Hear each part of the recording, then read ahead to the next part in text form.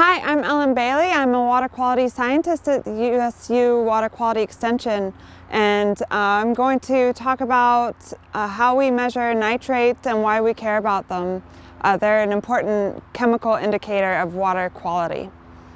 So nitrogen is an important chemical in the water, and we care about it because when you get too much of it in the water body, it can cause excessive growth of algae and plants, which starts eating up the oxygen in the water, so you can get a drop in dissolved oxygen, which is bad for fish and other organisms that use oxygen. Nitrogen is naturally occurring in these water bodies, but we can get excess amounts from agriculture or septic systems, and it can move easily in the surface and groundwater. So there's different ways that we can measure nitrates in the water. We've got here this simple kit that we use. It's a Cadmium nitrate kit, and there's a simple instruction sheet that will show you how to go through the process. So this kit has a vial that we collect the water in, and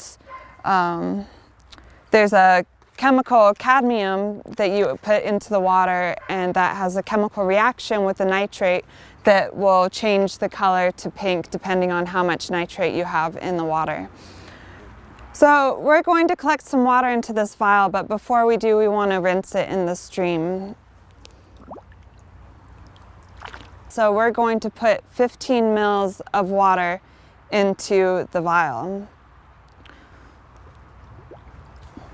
So you can just fill it up and then just dump it down till it's at 15 mils. The next step is to add the cadmium packet to the water. This is a chemical, is poisonous, so you don't want to open it with your teeth. You can either tear it or use some scissors. Then you can just dump it into the water. And then you want to make sure that you put this in your waste container. So after you've shaken it vigorously for 3 minutes, you'll want it to sit for 30 seconds to settle. After you've shaken it for 3 minutes, you'll want to grab one of these ampules that comes in the kit. You place it into the vial against, there's little ridges in there, and give it a little bit of pressure, and the tip will break, and the ampule will fill up with water with a little air bubble. So you can turn it a few times and it will mix.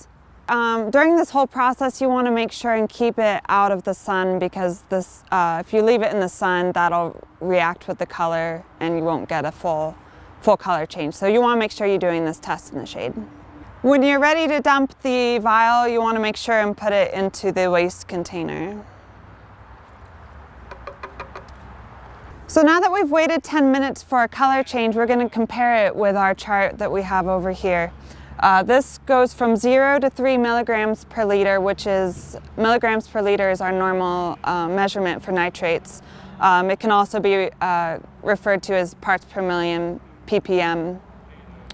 And so you can see that we haven't had much of a color change, but that's pretty typical for a Utah stream. The rivers are naturally low in most areas in nitrates, and so it's really not showing much of a change at all. But that doesn't mean that there's zero nitrates in the water. It's just too low to detect using this method.